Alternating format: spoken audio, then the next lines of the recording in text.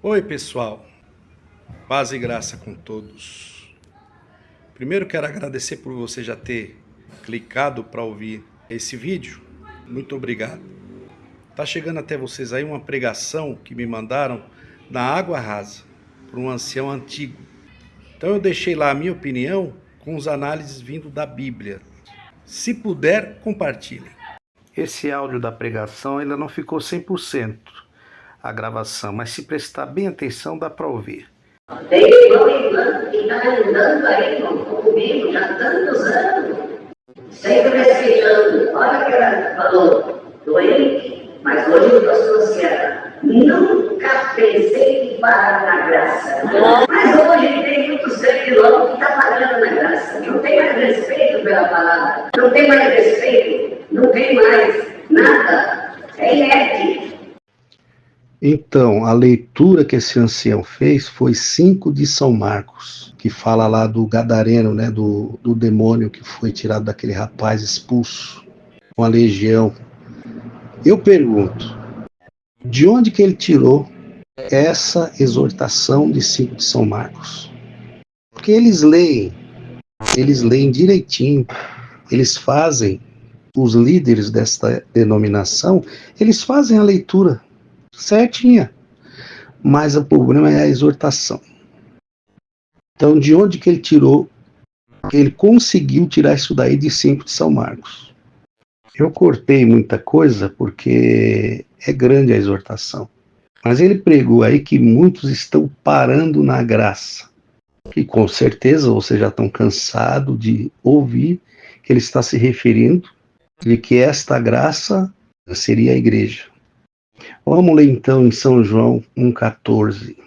O Verbo se fez carne e habitou entre nós, e vimos a sua glória, a glória do unigênito do Pai, cheio de graça e de verdade. Então, ancião, a graça não é um espaço físico que se limita a um templo de uma congregação, não. É um relacionamento pessoal com Cristo. Repito, é um relacionamento pessoal com Cristo que se estabelece no coração de cada crente. Então, muitos podem ter parado de frequentar a sua igreja, que seja qual que seja a igreja, mas estamos falando dessa denominação. Pode ter parado de ir.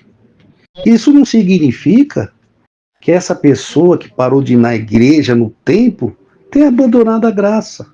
E olha que vocês são testemunha que a gente sempre tem falado isso. A graça não é igreja, a graça não é igreja, a graça não é templo, e não adianta. E a gente está trazendo referências bíblicas. Por exemplo, em Romanos 8, 38 e 39, o apóstolo Paulo nos assegura que nada pode nos separar do amor de Deus. Está em Cristo Jesus, meu amigo. Isso inclui as circunstâncias da vida que podem nos afastar até mesmo da igreja, de um templo, de um ajuntamento. Mateus também 22, versos 37 ao 39, Jesus ensina que o maior mandamento é amar a Deus e ao próximo. Aqueles que vivem esse amor em suas vidas diárias, ele está sem dúvida na graça, porque está obedecendo o maior mandamento, que é o de Jesus, que ele deu. Independente da sua presença física lá na igreja, ele chamou pessoas de inerte. O que quer dizer inerte? Qual é o sinônimo de inerte? Abatido, apático, indolente, mole, molenga, ocioso, pachorrento, preguiçoso e prostrado. Então, ele tirou essa exortação somente para amedrontar as pessoas. Ou seja, se vocês procurar essa pregação aí, tá aí nos grupos. Salvo erro, foi dia 28/1, agora. A impressão que dá, porque isso daí que ele falou não está nessa leitura. Não tem nada nessa leitura para trazer uma exortação dessa. Então, de qualquer forma, mesmo que eles não leem em relação ao que eles querem pregar, eles dão uma cutucada. Era o gadareno, o espírito demônio que foi expulso do moço. Se vocês ouvirem a pregação original lá, vocês vão ver o que ele vai dizer. Vocês tomem cuidado, não brinquem. Muitos estão parando na graça, querendo dizer, isso aí vai rodear, pode rodear a tua casa, se você parar na graça. Pode rodear a tua casa. Relacionando o quê? Querendo dizer o quê? Falando sobre demônios. Porque o que ele leu foi sobre demônios. Então, de qualquer maneira, eles querem causar um temor para as pessoas não tirar o pé de dentro do templo. A verdadeira comunhão com Cristo, ela transcende paredes de igrejas e se manifesta em ações, amigo, atitudes de amor. Irmão, irmã, quando nós estiver em perigo, tem crente que não sabe disso, quando tiver angústia, quando tiver aflição, alguma coisa ruim, aleluia, está sentindo, aleluia, em volta de ti, tu tem uma arma muito forte, nós temos uma arma muito forte, é chamar, Senhor Jesus, me cubra com o sangue do Senhor, me cubra com o sangue do conselho eterno, irmão, essa arma é poderosa, e tem habilidade o crente que tem essa arma na sua vida. Então vamos lá, em relação à pregação desse ancião, que o sangue de Jesus é uma arma espiritual, ele disse, né, que ela é uma arma, então, uma arma espiritual. E aí ele diz que muitos crentes, né, ou muitos servos de Deus, têm essa arma, dizendo que em momentos de perigo, aflição, nós devemos clamar, Senhor Jesus, me cubra com teu sangue. Eu aprendi isso na denominação desde criança, acredito que vocês também, essa denominação, os que ainda estão lá dentro também fazem. Mais uma pergunta, será que isso tem respaldo bíblico? Agora presta atenção, antes que venha aqui algum seguidor da denominação dizer que eu estou dizendo que o sangue de Jesus não tem poder, não é isso, pelo amor de Deus. Eu não estaria louco de dizer isso, pois o sangue do Senhor Jesus tem o maior poder, pois através desse sangue, ele traz a remissão dos pecados, ele limpa o homem do pecado, aquele que crer, claro, ele faz o homem se aproximar a Deus, ele liga o homem a Deus, ele traz ao homem salvação, se ele crê nesse sacrifício que Jesus fez na cruz, derramando o seu sangue.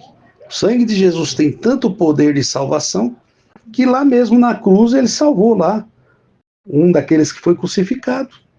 Foi o sangue de Jesus, através ali do sangue de Cristo, que ele creu naquele momento e pediu o céu. E Jesus deu o céu para ele naquele dia. Ainda hoje estarás comigo no paraíso. O que é preciso entender é que a Bíblia fala do sangue de Jesus como um elemento de redenção e purificação.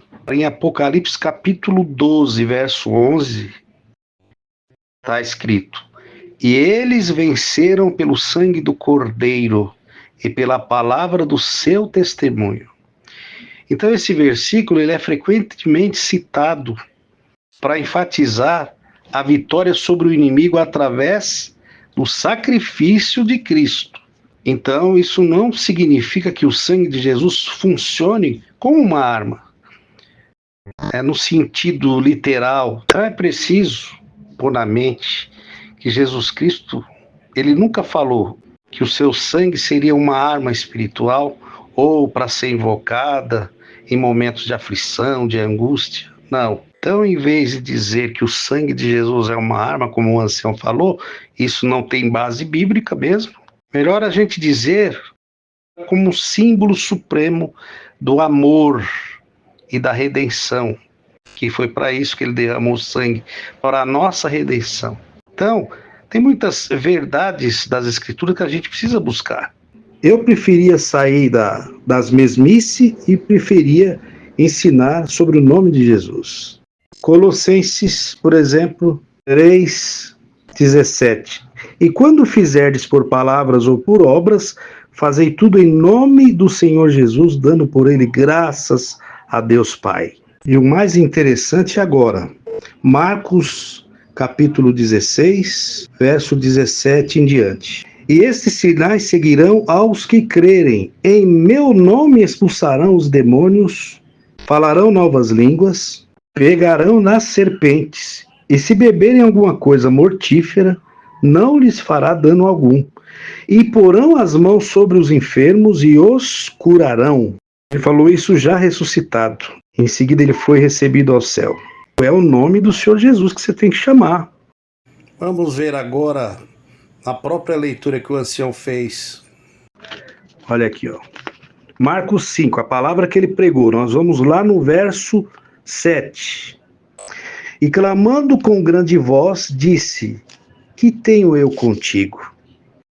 Jesus, filho do Deus Altíssimo, conjuro-te por Deus que não me atormentes. Então, Jesus, ele atormenta os demônios, ele atormenta o mal. Ele foi, mas ele disse: em meu nome expulsarão demônio. Nós acabamos de ver aí. Então, o Senhor Jesus ensinou a orar. A arma potente contra o mal é a oração, em nome do Senhor Jesus. E ele mesmo disse: orai e vigiai para que não caís em tentação. A força da oração é tão poderosa que o inimigo, as forças do mal, as primeiras coisas que ele faz na pessoa é tirar o desejo de orar. Porque a oração é o que nos conecta com Deus. Também não quero mudar costume, regras de igreja, também não é isso. Mas as pessoas podem fazer do jeito que querem, que gostam. Cada um tem sua fé. É só a minha opinião com um comentário da Bíblia. Tá? Não sou eu que estou inventando, nós lemos aí algumas referências. Então é isso, queridos. Vou parando por aqui. Fiquem todos com Deus e um grande abraço. Tchau.